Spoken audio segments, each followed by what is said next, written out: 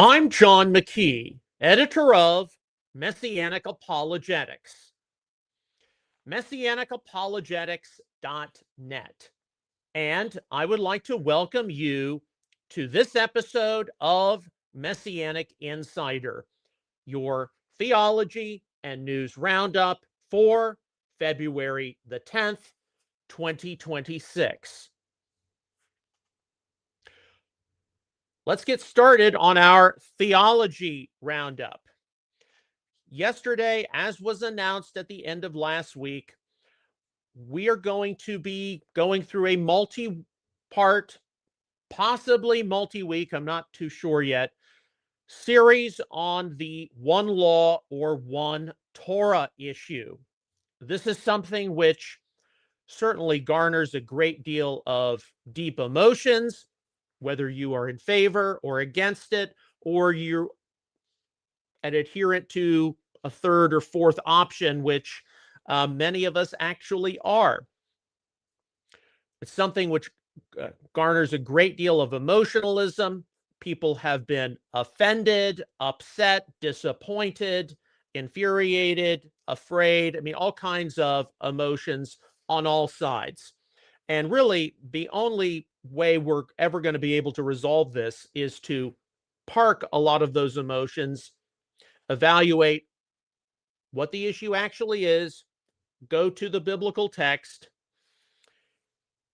make some necessary corrections or recalibrations if necessary, and then from there, be able to move forward in a way which facilitates the Messianic mission: Jewish outreach, Jewish evangelism, Israel solidarity, standing against anti-Semitism, standing against anti-Zionism, and yes, helping non-Jewish believers who are genuinely called by the Lord as they grow in faith to partake of their faith heritage in Israel scriptures and see that they are properly co-laboring with their Messianic Jewish brothers and sisters in the salvation of Israel. That's what we're here to do.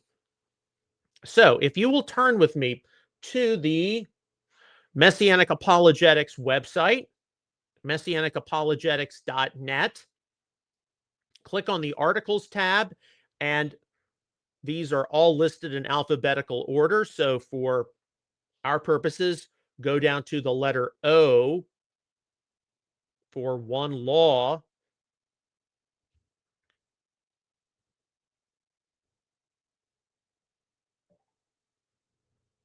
Okay, Okay, there we go. And here you see the article title, Approaching One Law Controversies, Sorting Through the Legalism. Click there and a PDF file will open up. And today in our examination, we're going to be just introducing this matter theologically. What has happened? What is going on? What do we need to be aware of?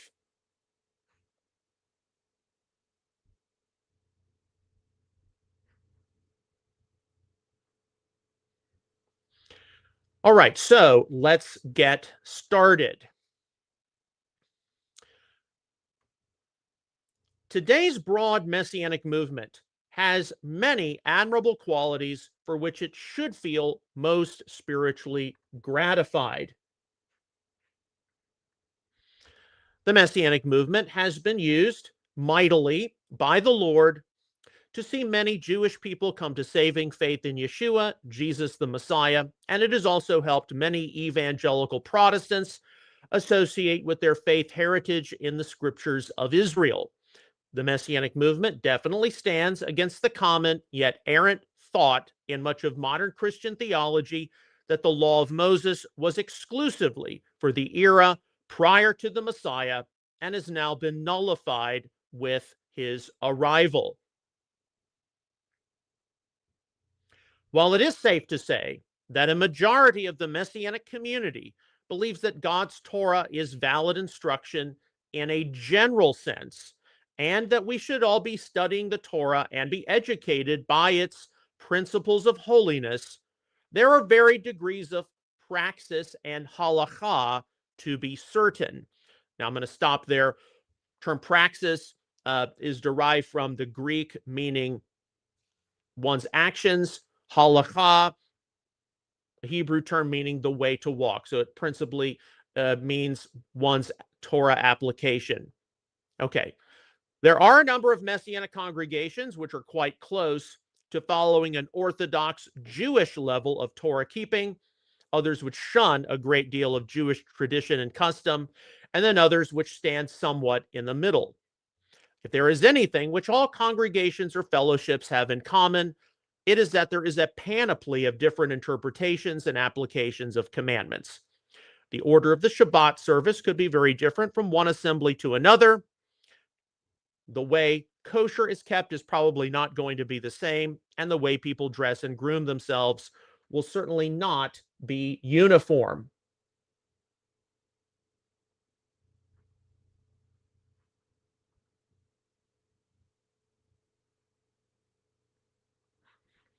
Okay.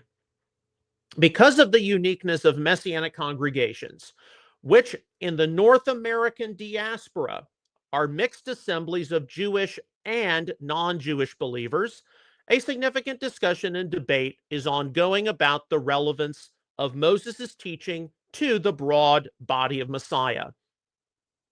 While it is only natural to expect Messianic Jews to keep the 7-day Sabbath or remember the appointed times of Leviticus 23, being a definite part of their ethnic and cultural heritage, are these practices and various other things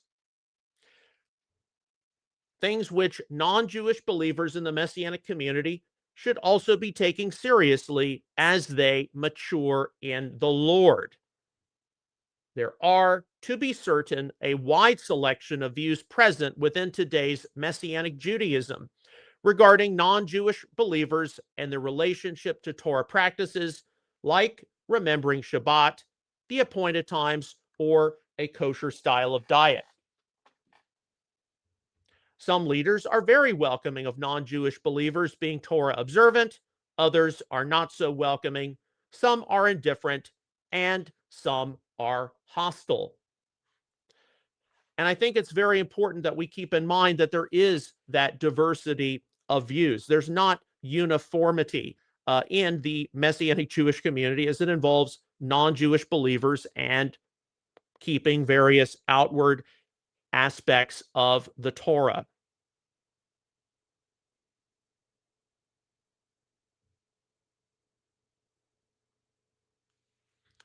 All right, so checking right now on the video on X. Okay, it is coming through, but it's not on the main profile. Everything changes technologically. Okay. Throughout much of the 2000 aughts and into the 2010s, anyone who would be found discussing the issue of non-Jewish believers and God's Torah was likely pulled in one way or another into discussions and debates where Torah passages employing terms such as one law or one statute were featured, frequently from Torah passages such as Exodus 12:48 and 49, Leviticus 24:22, Numbers 9:14, 15:15 and 16, 29 and 30. It has been advocated that there was one basic law to be followed by the native Israelite and sojourner within the community of ancient Israel. And thus, non Jewish believers drawn by God into the Messianic community should not be discouraged from keeping God's Torah.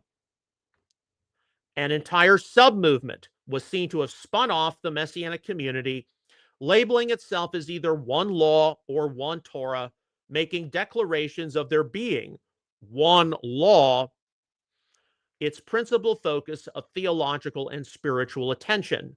The one law or one Torah sub-movement has advocated that there is quote unquote one law for Jewish and non-Jewish believers, and hence that all should be Torah observant.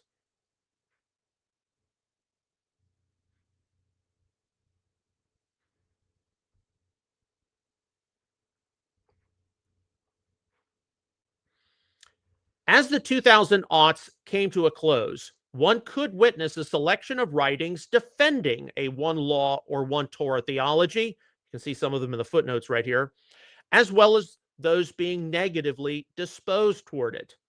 It was very hard not to be influenced by some of the ministry, posturing, and denominational politics likely to manifest when Torah passages employing terms such as one law or one statute would be quoted.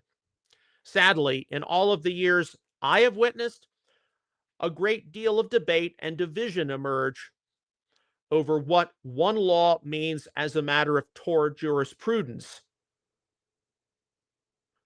There has not been a huge amount of attention focused on the relevant Bible verses themselves, in spite of them being liberally quoted or misquoted. Indeed, at this point, in the year 2026, when the whole one law or one Torah issue comes up, how much attention is focused on those passages which use terminology like one law or one statute and what they meant for ancient Israel in the ancient Near East getting ready to enter into the promised land. It's pretty basic.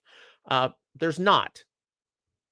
And unfortunately, in this whole debate, the biggest casualty or fatality is actually the Bible passages themselves, because there's way too much politicking, posturing, religious politics, whatever it is, and we forget what the actual issue is.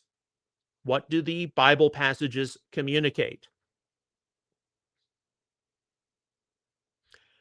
There has been much written about the one law or one Torah submovement in the forms of position papers, refutations, and counter responses. But hopelessly absent has been a way which today's Messianic people can have some fair resolution, as we each desire to serve the Lord and obey him out of a love for him. I believe that all of today's followers of Israel's Messiah should be educated in the Torah as a means of their Bible studies, just as all of those in the community of ancient Israel were to be gathered together, hear from Moses' teaching, and heed its words. Deuteronomy 31, 10 through 13. In today's Messianic Judaism, if you are a Jewish believer in Yeshua, and especially one who was raised in a rather liberal Reform Judaism, where participation in a life of Torah was nominal, you should be encouraged to follow the Torah as a part of your ethnic and cultural heritage and not just your spiritual heritage. Messianic Judaism has been right to emphasize that Jewish believers in Israel's Messiah do not have to assimilate into a non-Jewish Christianity, which would often see them dismiss with Moses' teaching. Today's Messianic Jews have not only a responsibility, but a unique connection to follow the Torah. Over the past few decades, as the numbers of Messianic Jews have grown, the Lord has also sovereignly moved upon many non-Jewish believers to embrace their faith heritage in Israel's scriptures, and they have become an important part of the Messianic movement as well. The Lord has been drawing people from the nations to Zion to be taught the Torah, as has been prophesied. Micah 4, 1 through 3, Isaiah 2, 2 through 4. This is an observable reality throughout the Messianic movement. Torah passages emphasizing one law or one statute for the native and sojourner in ancient Israel were presented by some as the answer for how Jewish and non-Jewish believers are to relate to each other within the body of Messiah. But rather than bringing unity, mutual honor, and mutual respect, proponents of a one law or one Torah theology were instead too often responsible for judgmentalism and a fundamentalist mode of operation to prevail. Indeed, as I discussed yesterday in our post, I have had very strained relations over the years, particularly the past 15 and 16 years, with people who stridently identify as being one law or one Torah. It has not always been easy. And indeed, would I trust some of these people with what they have to say about the contemporary matters of our day and how Messianic people are to relate to them? No, I wouldn't. All right, let's get back. The new covenant, Jeremiah 31, 31 to 34, Ezekiel 36, 25 to 27, promises not only a permanent cleansing from sins, but a supernatural transcription of the Torah's commandments onto the redeemed hearts and minds of God's own. Our ministry has a steady track record of encouraging all believers to seriously consider the thrust of the new covenant. God's Spirit supernaturally transcribing God's Torah onto a new heart.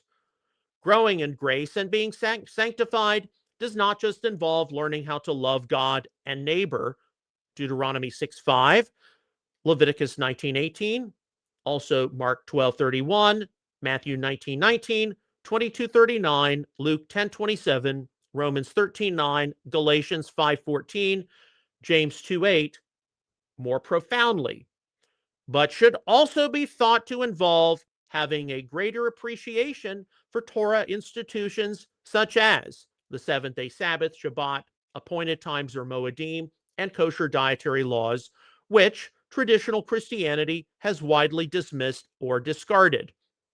These are matters which various non-Jewish believers in today's Messianic movement have embraced as they have entered into Messianic congregations and have been prompted to consider them being more tangibly connected to their faith heritage in the Tanakh.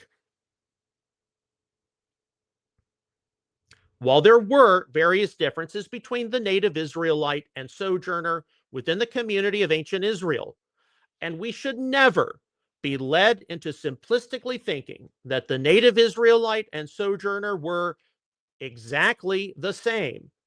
There was also a wide degree of commonality between the native and sojourner within ancient Israel. A religious community which emphasizes the common faith and salvation we all possess in Israel's Messiah as being the most important thing will have far less divisions and suspicions among its members and will be able to have a positive impact on the world around it than a religious community which primarily emphasizes differences among God's people, where rivalry and mistrust will too frequently manifest.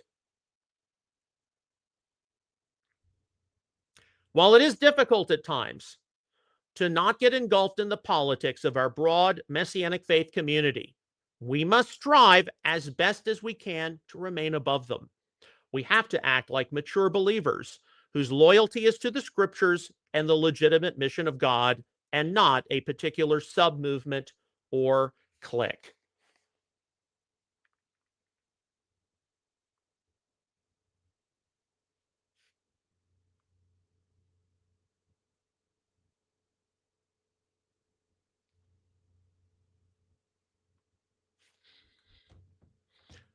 It is most surprising to me that given the significance or importance which some have given to various Torah passages emphasizing one law or one statute, that there has been very little engagement with them. Indeed, the big part of this study, which we're going to be going through, involves, okay, what do these different passages which emphasize one law or one statute, what do they mean in context? What was the particular subject matter being discussed? How many of you actually see that emphasized, whether on the pro one law, one Torah side or anti one law, one Torah side? Not enough.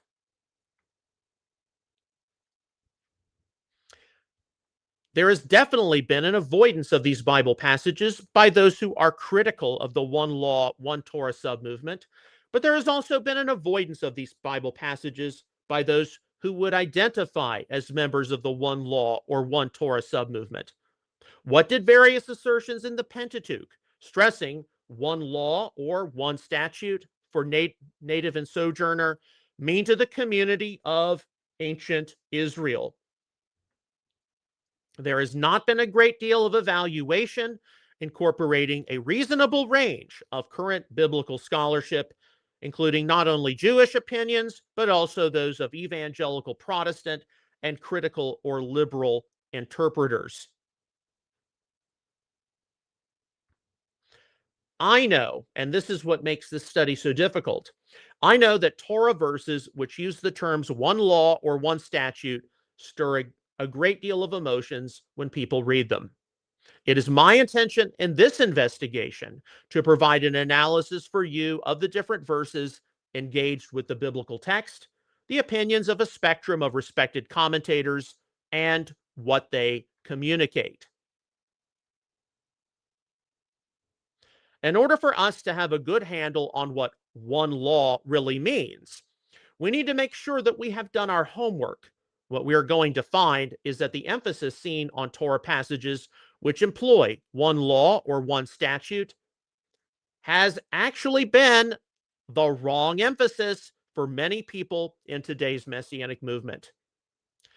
The one law or one Torah submovement has been the cause of a great deal of legalism, judgmentalism, and condemnatory attitudes, which we do not want to see present among born-again believers. The one law or one Torah submovement, while perhaps having encouraged non-Jewish believers to pay attention to the Torah's instruction, has also been responsible for invoking negative spiritual dynamics from various Torah passages, which we do not want to see present in our Messianic congregations and assemblies. The one law or one Torah submovement has been responsible for wrongly mandating Torah observance onto all believers instead of stressing a believer's growth in holiness via the supernatural compulsion of the Holy Spirit and on the timetable of the Holy Spirit for individuals' lives. So, I want to make it perfectly clear as we wrap up this introduction today. While I am seen to be negatively disposed to one law or one Torah theology, that's not to say that I am discouraging non-Jewish believers from doing things like Shabbat, the appointed times, kosher eating, and tangibly embracing their faith heritage in the scriptures of Israel. First of all, I've got issues with how the terminology one law or one statute is approached, as we will be getting into those different Bible passages over the next several days and perhaps even several weeks. I have no issue because I'm from a non-Jewish family, which God supernaturally led into the Messianic community over 30 years ago. I have no issue with people as they grow in matters of faith. The new covenant, after all, involves a supernatural transcription of God's Torah onto the heart and mind. These Torah institutions are inclusive. I mean, an institution like the Sabbath, Shabbat, it's inclusive. Both the native and sojourner in ancient Israel were to receive rest. But rather than mandating Torah onto people as one law is seen to do, what about one's growth in holiness, growth in maturity, growth in the Lord, furtherance in the new covenant, and is taking hold of these things part of one's growing in faith, growing in holiness and sanctification, or is it an embrace of legalism, dogmatism, judgmentalism? What are you more likely to see among those who stridently identify with a one law or one Torah theology? Okay, now we're going to close up with this. This section, legal and spiritual perspectives involving one law. I consider myself to have a unique vantage point concerning the different Torah passages which employ the terms one law or one statute. Excuse me. Because while I hold a master's degree in biblical studies, 2009, Asbury Seminary, I first attained a bachelor's degree in political science, 2003, University of Oklahoma.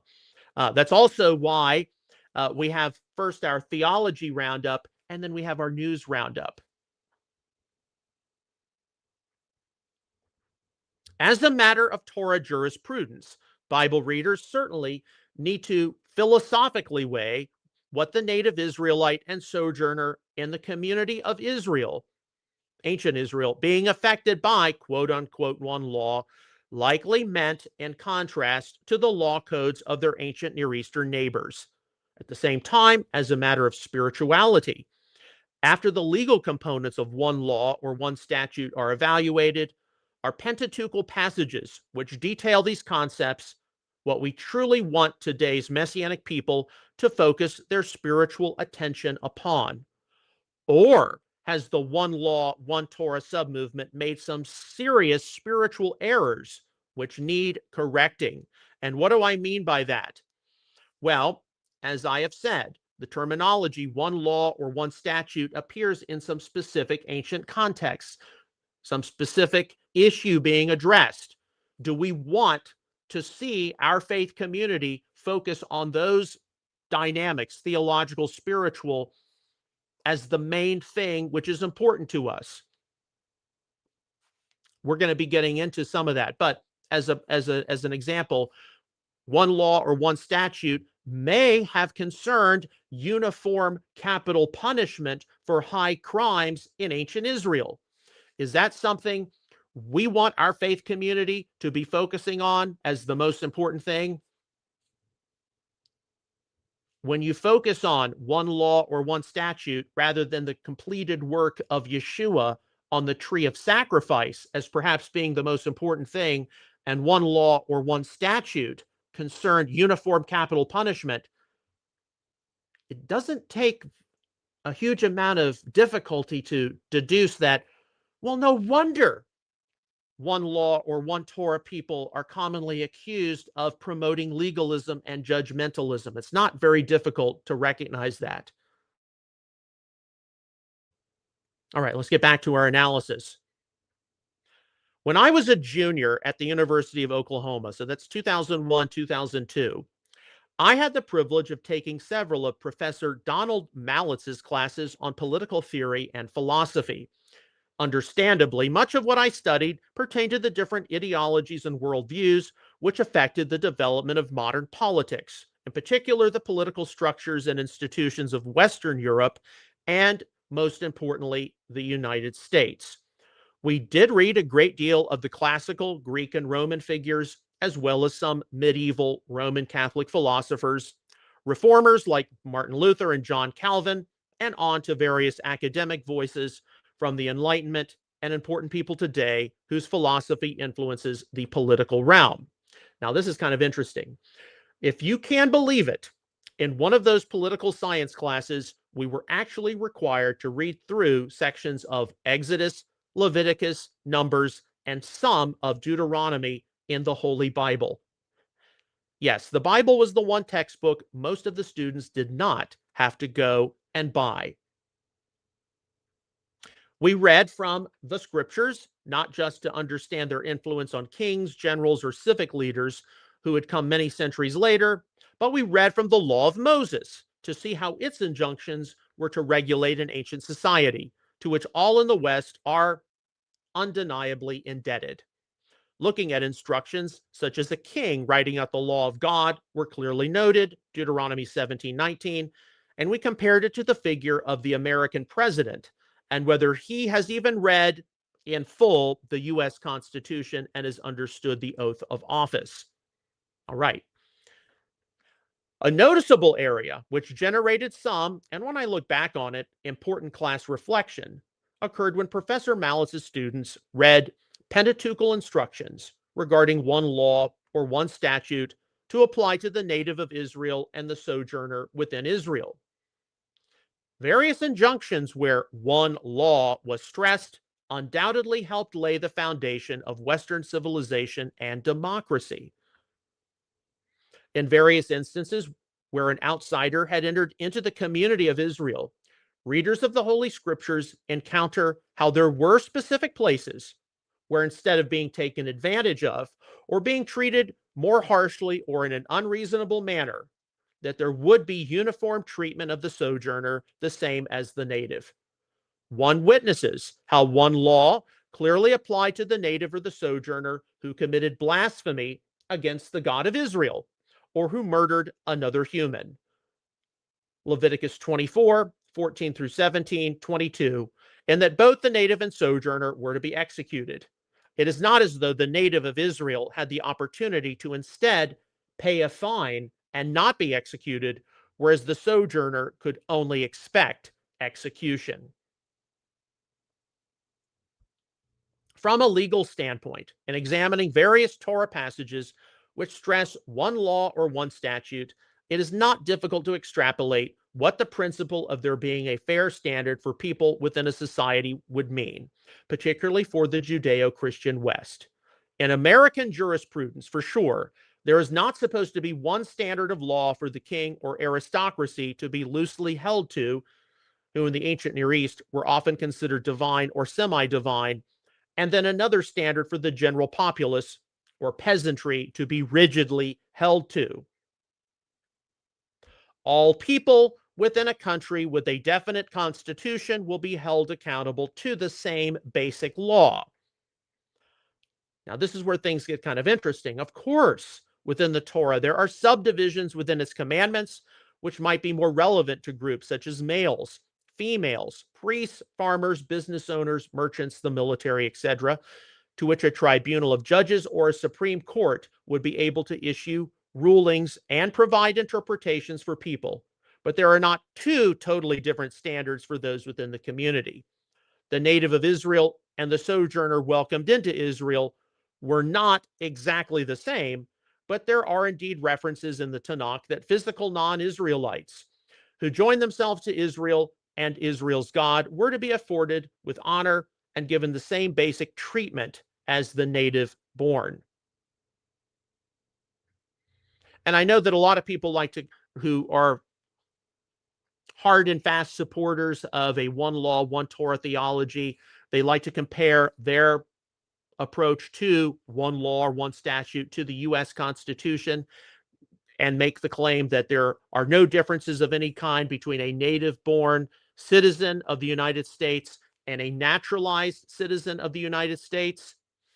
Well, first of all, it is very simplistic to think that native-born in Israel and a sojourner who entered into Israel were exactly the same, which they were not, and we will be getting into some of that throughout our study.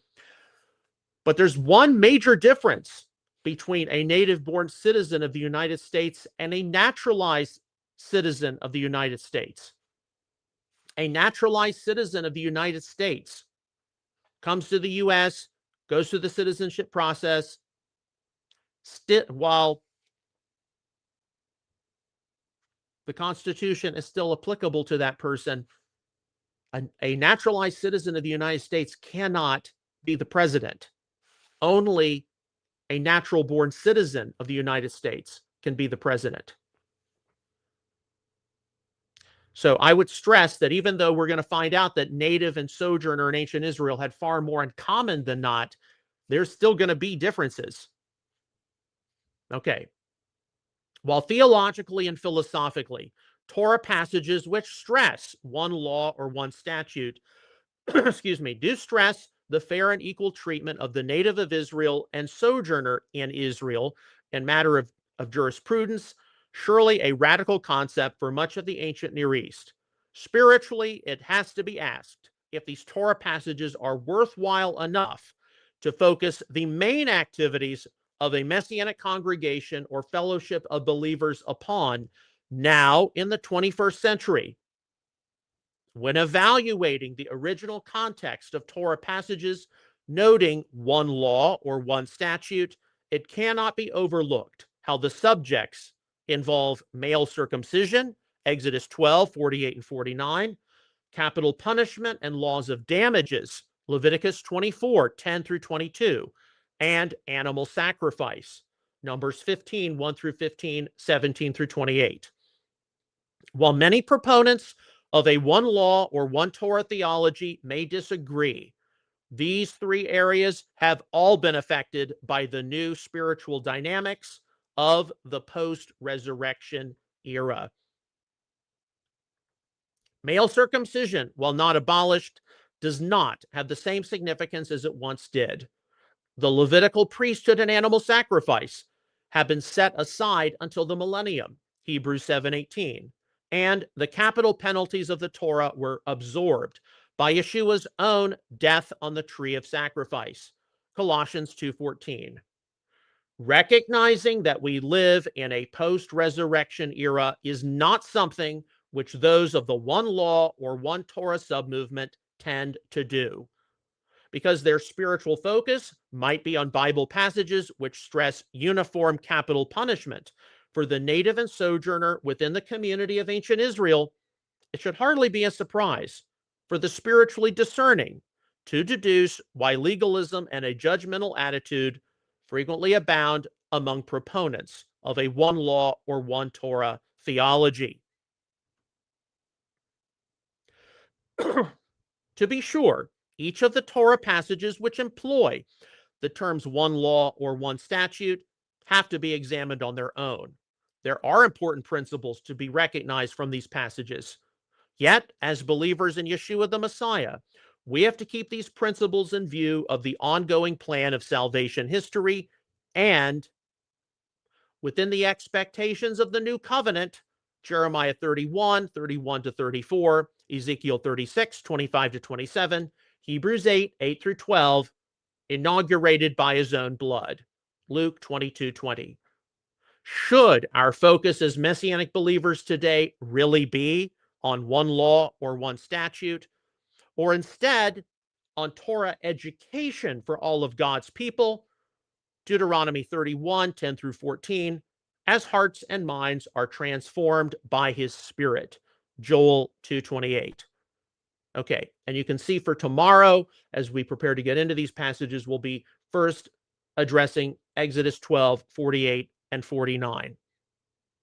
But no, I mean, our focus as the Messianic community should not be on Torah passages which stress one law or one statute, where the subject matter in view is universal capital punishment for those in the community of ancient Israel.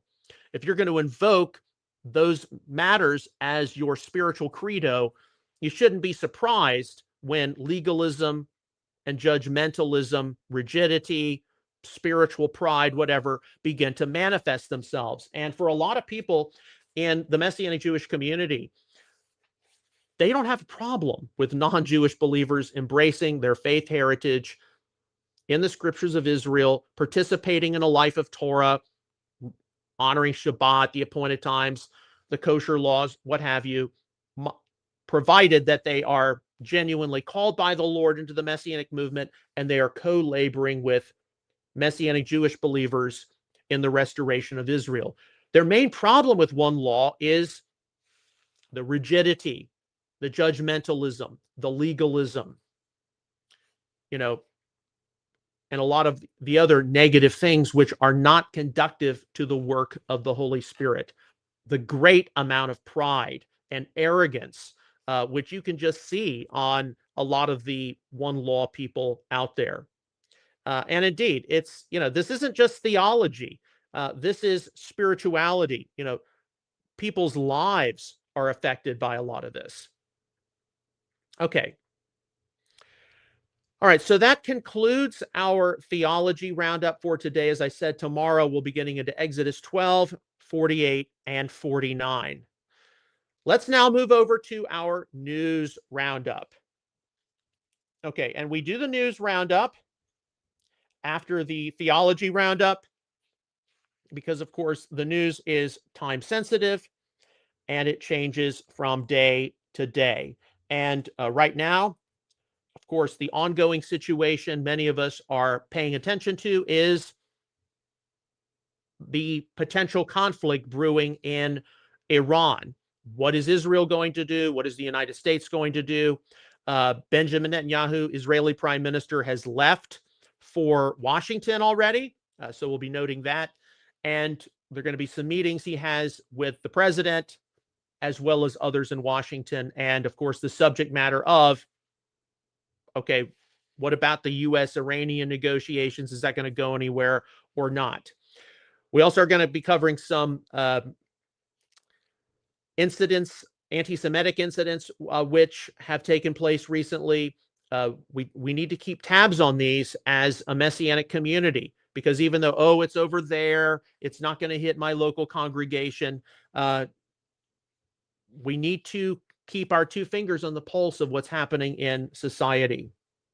And then, of course, we also have the ongoing fallout, blowback, if you will, from the Epstein files. So all the links I'm about to go through, excuse me, these will be available for you to look at later today when this episode is archived at messianicapologetics.net. So you can go look at the articles in their entirety, read them, watch the clips, etc. Number one, please do be praying for peace, Israel, Gaza, the Middle East. Also, how do we sort through growing anti-Semitism? We got the Iranian situation. Number two, be praying for peace, Russia and Ukraine. And number three, reason and sanity here, the American home front, the Western Hemisphere. Our first story, this is from the Epoch Times yesterday, February the 9th. That's Elon Musk. Musk, SpaceX to focus on building city on moon before Mars. He still anticipates work to begin on the first Martian city in 5 to 7 years. Okay, now I always have found this space program to be very fascinating. I definitely believe that humanity needs a presence beyond just Earth. We need to have a presence on the moon. We need to have a presence on Mars.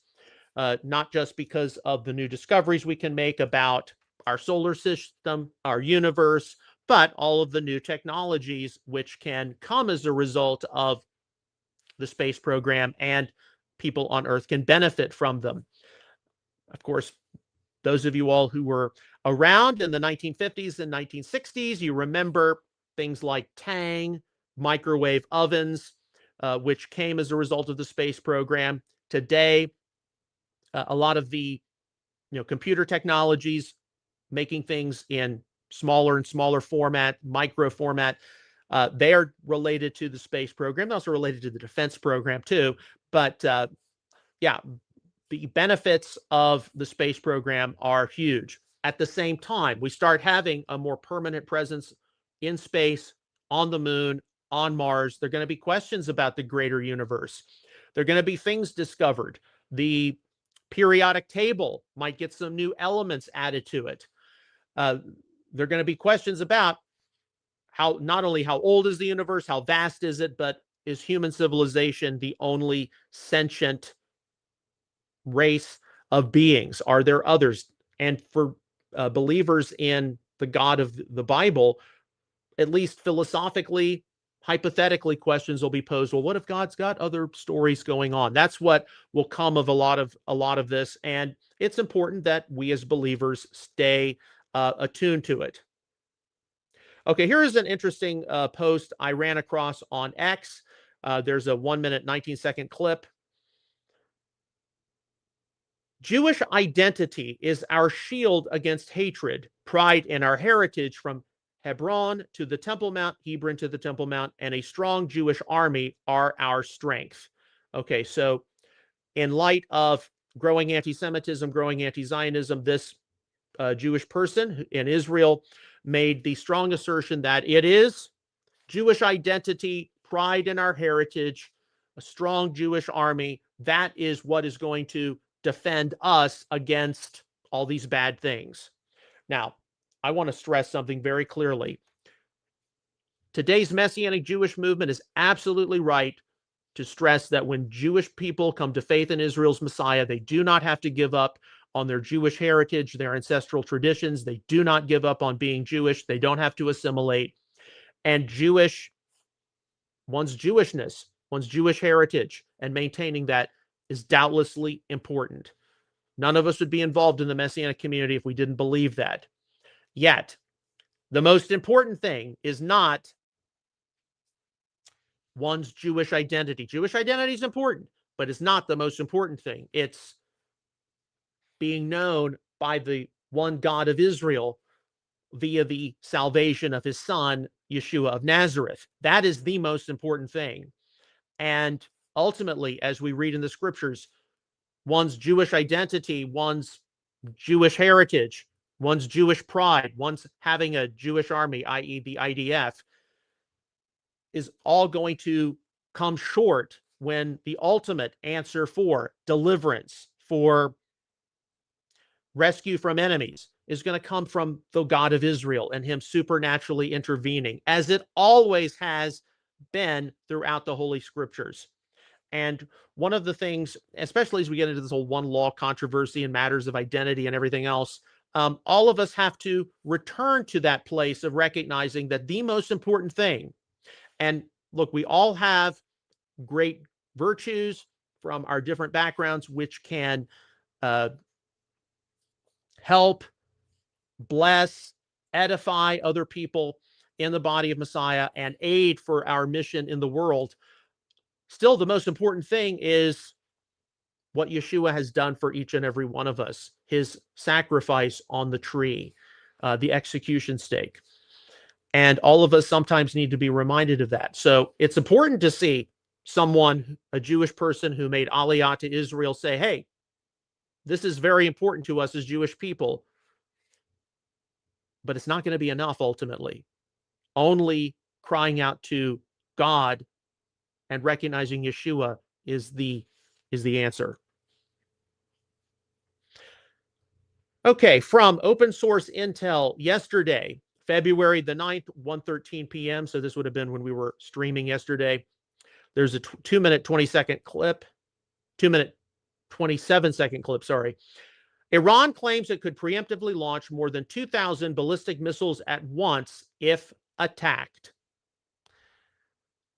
And then you see former senior IRGC commander Hussein Kanani Mogdaham, I hope I pronounced that properly, told Russia Today, adding, and the head of this missile is like the 3 or 4 atomic bombs destroyed Tel Aviv and Haifa. Okay. This is the kind of post, this is the kind of interview the Israeli government and likewise the US government is taking very seriously. Okay, so here's a story from My Charisma yesterday, February the 9th. For disclosure's sake, I did not watch the opening ceremony of the Olympics in Italy, but here you see a story. Olympic ceremony sparks backlash after satanic imagery display. And so in a recent reaction video, Benny Johnson shared images of the ceremony centerpiece, a fiery, glowing monument-like structure, which unmistakably was a pentagram inside of a fiery ball. So you can go read through all this in its greater detail. A lot of people, they watch the opening ceremony of things like the Olympics. They want to see if Christianity, God, the Bible, Jesus are being mocked in some way. And if the agenda of the New World Order is being pushed. Many of us have seen over the years, whether it's the Winter Olympics, the Summer Olympics, things which definitely make us very upset. So you might want to go give that article a look-see. The good thing for me is that this was released by a Charisma magazine. Whether you like Charisma or not isn't the point. It did not come from something on the extreme right fringe. Charisma, again, whether you like it or not, this is one of the main publications that many people throughout the Messianic sphere of influence will actually read and listen to. Yes, and their number one person is Jonathan Cahn, again, whether you like it or not. But hopefully, because it's in a Charisma, Messianic people will take note of these kinds of things. Okay, from the New York Post, this is another follow-up. Elon Musk reveals plans for self-growing city on the moon within a decade. Elon Musk revealed that his rocket launch firm SpaceX is now focused on building a self-growing city of humans on the moon, backing away from his plans to launch a civilization on Mars. The world's richest man said the shift comes down to timing, claiming that human society could be established within just a decade on the moon, but it would take twice as long to pull off the same fabulous feat on the red planet. And indeed, I think one of the most obvious matters is we've actually been to the moon. We haven't yet been to Mars. and how many people, how many younger people, I'm probably too old at this point, would jump at the chance to go live on the moon for a season. No different than how the American West was settled. I mean, that is a new frontier for us as a human civilization. And how many benefits are there which could truly come of a presence on the moon? It's kind of exciting to me. But do I ever expect to be able to go to the moon? No. Why? Because I'm 6'6". For those of you in the metric system, that is 2 meters tall, and I would get very claustrophobic in a space capsule and on the moon, and I'd want to, you know, go outside for some fresh air. And of course, there is no fresh air on the moon. So, okay, we've got a number of stories from 2C TV. 2C TV is based out of London, from someone originally from Iran. Uh, he's reporting mainly on the situation in Iran. Very important things to say here. The first post, there's a 1 minute, 26-second clip. This is from yesterday, 5:13 p.m. Iran remains under a nationwide security lockdown. Checkpoints have been in place for weeks as the regime tries to preempt uprising coups or any renewed unrest. Extra security has also been deployed around mosques and Islamic centers, a sign of just how paranoid the regime has become. So that's his commentary there.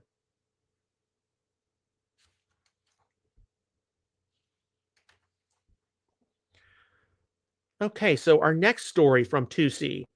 There's 2 minute, 24-second clip. This is from 5:28 p.m. yesterday. The regime's infighting is now undeniable. State media first denied it, then admitted to disagreements. Reality, the Islamic Republic of Iran hasn't been unified in over 20 years. The so-called reformists aren't reformers, just another wing of the same system. Okay, so those are some of his observations. Of course, as we anticipate what will likely be some kind of a military conflict between the United States, Israel, and Iran. What does all this mean to people in the Islamic Republic escaping, wanting to make a deal? I mean, what is it? What does it all concern? Okay, and the third story from 2CTV, and this was posted at 5:48 p.m. 2 minute, 3-second clip. A direct message from Washington. White House has warned the regime that U.S. military action is coming if the regime refuses President Trump's demands. The real red line for Tehran isn't nuclear, it's ballistic missiles. Okay, so we know right now that Netanyahu is en route to Washington to meet with President Trump. And I know that some people are upset that President Trump hasn't moved as quickly as they would like to have seen him move. One of the things I would submit to you all is look back on the recent activity in Venezuela. It took months to build up that armada off the coast of Venezuela. Are we going to see a similar thing take place with Iran? Steady buildup of U.S. forces. But then, of course, we woke up on the morning of January the 3rd. Special forces had moved in to Venezuela. They had apprehended Maduro, and effectively the conflict was over. So, of course, that's one possibility which could be repeated with the Iranian situation. I think this is more complicated. But the point is a scenario we need to be looking at is they're steadily building forces, and then we just see, instant action or almost instant action in one quick swoop. That's definitely something we have to take into consideration. And as I said yesterday, there are a lot of people who they comment on military maneuvers, security maneuvers. They really don't have any background in them. But more than that, the main thing is they need to recognize they don't have all of the information that a Netanyahu or a Trump or various others have. Okay, this is a disturbing story reported by the New York Post, but it's across a number of different venues. From February the 9th, unhinged San Diego teacher fired after saying Israelis steal livers and kidneys and eyeballs. A San Diego special education teacher was fired after posting a video on February the 3rd claiming that Israel steals livers, kidneys, and eyeballs. Her remarks faced significant backlash from the local Jewish community. In the video, Atassi accused Israel of hijacking protests to continue their practices of stealing from people. So, yeah, there are a lot of claims being made about the Jewish community right now, especially in the backlash of the Gaza war. Are you paying attention to these kinds of things? Now, maybe you're thinking, oh, I live in a conservative part of the United States. That's Southern California. It won't happen here. Don't be so naive. Okay, from Open Source Intel Defender, this was posted 8:48 p.m. last night. Israel's far-right government, led by Prime Minister Benjamin Netanyahu, took unilateral steps on Sunday to give itself and settlers greater control over the current occupation of the West Bank and Palestinians, despite direct opposition to the plan by President Donald J. Trump and his administration, who are concerned that the move could seriously harm ongoing diplomatic talks between Arab allies in the region and Israel, according to the New York Times. There are a few more paragraphs on this. So it is true that the Netanyahu government has given settlers the West Bank, i.e., Judea and Samaria, as this post said, greater control over what they can do. And some are looking at this as a first step toward eventual just flat annexation by Israel, certainly of the different settlements, formal annexation to the point where the one government, which I know the Trump administration has really been trying to court to recognize Israel, enter into the Abraham Accords with Saudi Arabia. The Israelis, or many Israelis, are of the opinion that's never going to happen. Screw this. We're just going to go ahead and exercise hegemony over the West Bank to the point where we want to see the third temple constructed. So you see a lot of this kind of talk right now. And yeah, we've got to keep tabs on it as a Messianic community. Okay, our next story, and this is from yesterday, 5:09 p.m. There's a 4-minute, 4-second clip, so you can watch this. But this was at the White House Religious Liberties Commission meeting this morning. So this would have been over a day ago. One of the attendees, Carrie Prejean Baller. Some of you may remember Carrie Prejean from a number of years ago, associated with one of those beauty pageants, aggressively defended Candace Owens and Tucker Carlson while confronting Seth Dillon. Baller, who said she watches Owens every day, demanded that Dillon stop calling Owens an anti-Semite. She also wore a pin of the U.S. flag and the Palestinian flag. And yeah, this has definitely got a lot of people all stirred up. Carrie Prejean has come out, pretty strongly. You can see the pictures of her on social media. U.S. flag, Palestinian flag. She says, I'm not a Zionist. I'm Catholic. And what's the deal with all of you people, basically? And so that has stirred up a huge amount of controversy, blowback, etc. We're going to have at least one more story about that. Okay, to the Iranian situation, from Iran International English, posted last night, 8:16 p.m. Exiled Prince Pahlavi calls on Trump to target IRGC. So exiled Prince Reza Pahlavi on Monday urged U.S. President Donald Trump to order military action against Iran's Islamic Revolutionary Guard Corps, saying strikes on the force are needed to support civilians protesting the Islamic Republic. And then there's some more you can read there. So we don't know what the final strategy or tactics are on the part of Israel, the United States, to do something with Iran. I think all of us kind of recognize Iran's not going to budge. The Islamic Republic's not going to budge on these negotiations. They're just trying to buy time. Ultimately, if there's going to be regime change in Iran, it has to be from the people of Iran itself. Many people, just like with the 12-day war here in the U.S., they don't want to see U.S. soldiers on the ground in another Iraq or Afghanistan. But, firing missiles, bombing some particular sites, they can tolerate that, provided that it is quick, it's decisive, and you see the results desired come to fruition. So this is, of course, a very important matter, because should the Iranian regime change, of course, initially, what's that going to do to just the region? What's that going to do to the world economy? Because of the massive oil and gas reserves Iran has, among other things. What's it going to do to prophecy? There is a story from Charisma we're going to mention in a few moments. These are all things which, play into this. Okay, here's a story from Right Wing Watch, Joel Webbin, and there's a 50-second clip here. This was posted yesterday, came across my feed a little later.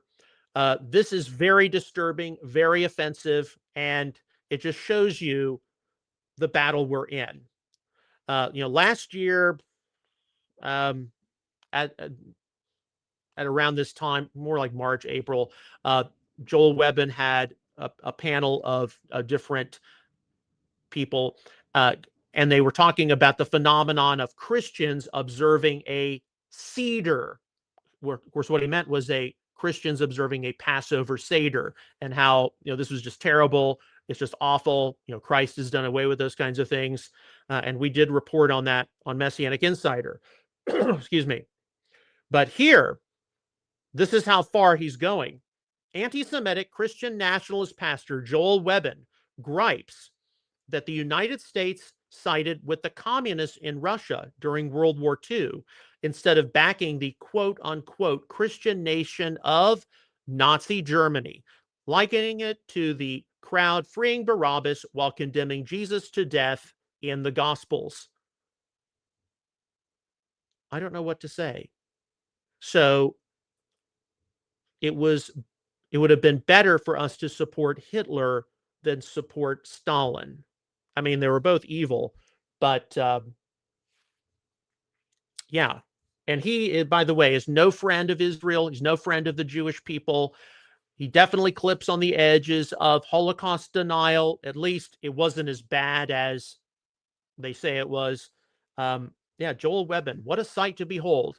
Be keeping him in prayer. Pray that he has an encounter with the one God of Israel, a significant theophany, and that it's on this side of eternity. Okay, from Visegrad 24 today, February the 10th, there's a 1-minute clip. Israel's Prime Minister Benjamin Netanyahu before his departure for a diplomatic visit to Washington.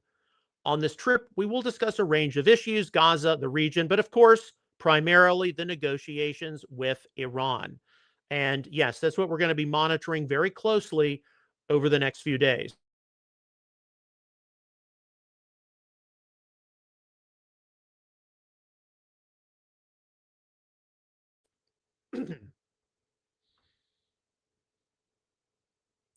Okay, so here's another story. This is from Visegrad 24. There's a 1-minute, 25-second clip. This is from this morning, 4:55 a.m. We have always been told that the Islamicists are a tiny minority within the Islamic community. Since October the 7th, we've seen that tiny minority is actually a lot larger and a bigger problem than anybody had predicted. So one of the things I know that all of us in Western society we've been cautioned about is, especially since 9/11, don't blame all Muslims for what happened on 9/11. It's only a small group, a very small percentage. We've been warned against Islamophobia. Your average Muslim neighbor is not somebody who hates you. They just want to get along. They want to make a good living, have a better standard of life for their families. Okay. And yeah, a lot of us actually do know Muslims who are good, moral, ethical people. And They respect you, you respect them, and we get along.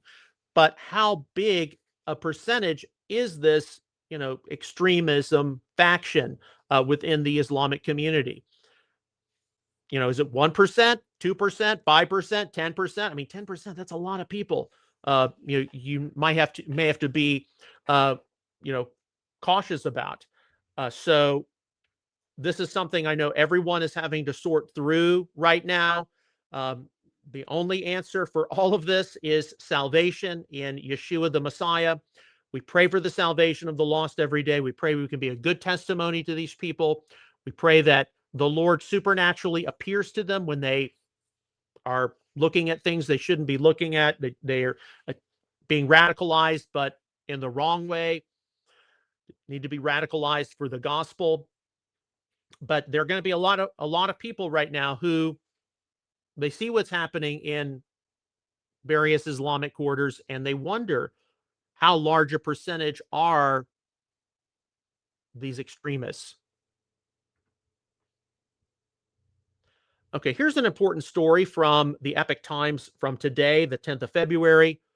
Russia not going to attack Europe, but will retaliate if attacked. If Europe were to carry out its threats to prepare for war against us and launch an attack on the Russian Federation, the president said that this would not be a special military operation on our part, but a full-scale military response using all available military means in accordance with the relevant doctrinal documents, Russian Foreign Minister Sergei Lavrov said. So, look, the complicated relationship of Russia to Europe as a whole, to America. I mean, Russia does have the largest nuclear arsenal. I do believe that one of the biggest mistakes the West ever made was around the turn of the millennium, around 9/11. We did not welcome Russia into the Western community, and yes, even consider Russian participation with NATO. Instead, we just kind of pushed Russia away. And what we ended up doing is we ended up pushing Russia into the arms of China. And, is Russia as bad as some people think it is? Is it just going through a very difficult phase of its national development? So it, lashes out at a Ukraine or not? We do pray constantly for peace, Russia, Ukraine. What were the causes of this conflict? How can it be fairly and honorably resolved? I know many of us had high hopes after the Alaska summit, the meeting between Putin and Trump. But I don't know. I honestly don't know what's going to happen with the Russian situation. In the Messianic community, the second largest Messianic Jewish community after North America is in Ukraine, and probably the third largest after that is in Russia. And I know stories about Messianic congregations which are divided among people. We favor Ukraine, we favor Russia. Pray for peace. Just pray for peace. From the New York Times, here's one which definitely caught my attention. The New York Post, I'm sorry. This was from today, the 10th of February. King Charles admits profound concern over brother Andrew's Epstein links. I'll get this. Amid prediction it could end the monarchy.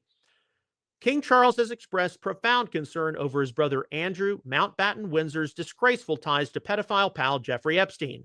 As a U.S. lawmaker predicted the ever-growing scandal could bring down the British monarchy.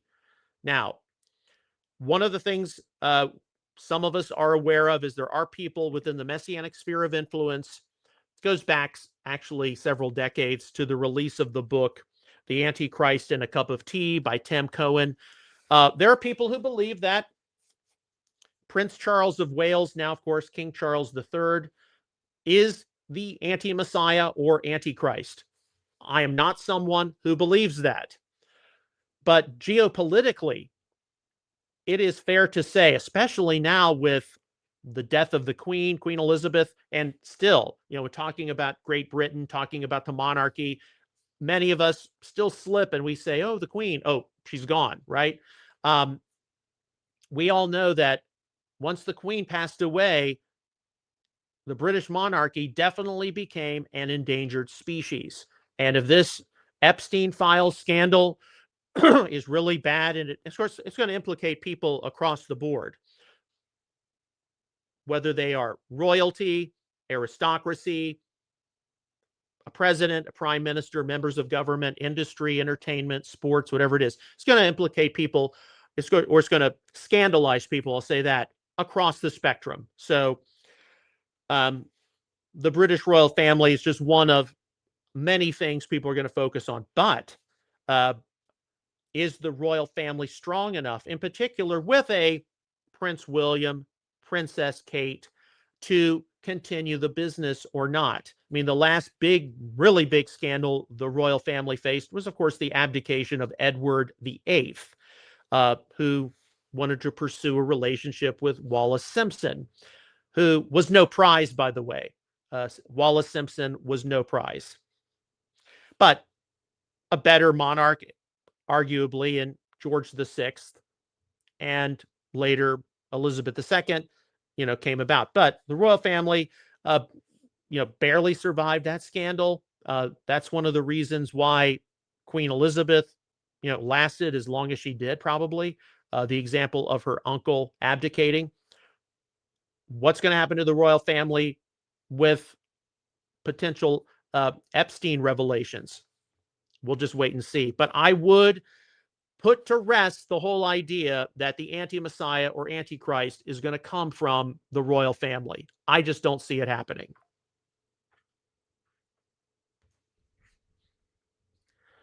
Okay, here's a post from Carrie Prejean. This was posted this morning at 5:37 a.m., obviously in response to what she said at that recent symposium. Thank you all for the love and support I've received. I will continue to stand against Zionist supremacy in America. I'm a proud Catholic. I in no way will be forced to embrace Zionism as the fulfillment of biblical prophecy. I am a free American, not a slave to a foreign nation. And of course, there are a lot of people who have come and supported her with that. And look, she's got the right of free speech. She's got a free will. She can believe whatever she wants. But likewise, other people can say, I disagree with you, and I believe you're promoting bigotry, hatred against Jews. And indeed, we're going to have another post in response to that as we close.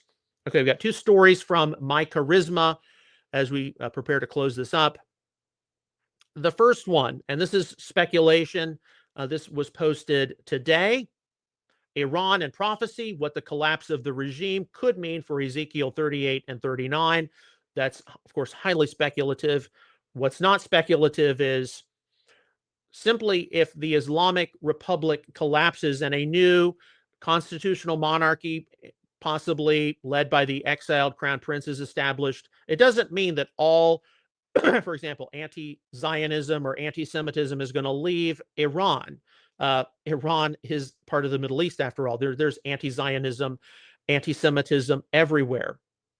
But here you see a lot of speculation regarding the Iranian situation and how it could play into prophecy. And indeed, it's important that we pay attention to it and we recognize that, sorry, while there is a push and a pull, start and stop with a lot of these things, seeing the Islamic Republic fall and replaced with something else could make things very interesting. I mean, one possibility is if the Islamic Republic falls, could you see listen to me very carefully, a revival of the ancient Persian religion of Zoroastrianism? Have you ever thought of that? And how could that play into the end time scenario? I mean, Zoroastrianism, I remember learning about it in high school. I can't say I've looked at it that much. It is, far, far more tolerant than, say, Islam would be. But what could that mean? I mean, these are the kinds of things we need to start factoring into possible end time scenarios. Now, this was very interesting, so I thought I'd pass this along. Also from My Charisma today, royal family reportedly aghast as Prince Andrew revelations at Prince Andrew Revelations as biblical pattern of exposure grows. Now, here they're mainly referring to secrets being released, etc., making reference to Luke 8:17. Nothing is hidden that will not be revealed, nor anything secret that will not be known and come to light. So that's what they're mainly talking about. But I thought this was interesting that uh, the royal family possibly being hit with a major scandal resultant of Epstein. Even people in the religious world are taking note of it. Now, this is as a teaching point, not necessarily as a prophecy point. But yeah, this is something to behold, a sight to behold. Okay, we're going to close with a comment from Lila Rose. She's, of course, a strong anti-abortion advocate, obviously responding to Carrie Prejean Baller. Using the Catholic faith as a way to denigrate Jewish people or any people, spread lies and slander, and mock and ridicule others is immoral and antithetical to the faith you profess. This isn't representing Christ, it's representing your own anger and self-righteousness. Yeah, Lila Rose is Catholic, and it is important to note that even though some of the statements which we would have problems with came from a Catholic, they're Catholics who are at least, I'll call them small z Zionists. They may not necessarily buy into a lot of the, end time, premillennial, prophetic elements, which many evangelical Protestants and certainly people in the Messianic community would embrace. But they do believe that the Jewish people have a right to their ancestral homeland. So they'd be small z Zionists. That's what I suspect Lila Rose is. And that's what I suspect a lot of Roman Catholics are. We, on the other hand, are capital Z Zionists, but we are also waiting for the King of Kings and Lord of Lords to return and reign from Zion. So that is what we need to be focusing on right now as Messianic believers. We need to be pressing into Yeshua. We need to be pressing into what he has done for us. And we need to cry out to him every day because things are getting more and more complicated. And that is what the world needs. That is the answer to all of these great challenges. Okay, so that concludes our news roundup. And once again, tomorrow, as we continue in this discussion on the one law or one Torah issue, we'll be getting into Exodus 12, 48, and 49. As always, on behalf of Messianic Apologetics, I would like to sincerely thank you for your ongoing prayers, encouragement, and support for all of our ministry efforts. Please do consider signing up for a monthly $25 or $50 offering. Your support for what we do definitely goes a long way, and it certainly helps us, especially with all the things going on right now. There are a lot of nuts and bolts behind the scenes in a ministry like ours we really don't talk about, and your offerings can definitely help offset many of those. If you have not already, please do visit my website, messianicapologetics.net, where you can access a wide array of articles, frequently asked questions entries, back issues of Outreach Israel News. You can take a look at some back episodes of Messianic Insider, different McKee moment shorts, and generally take a look at our different ministry adventures from over the years. And please do give this episode a thumbs up or a heart. It will help our exposure on social media. We will see you again tomorrow with another episode of Messianic Insider.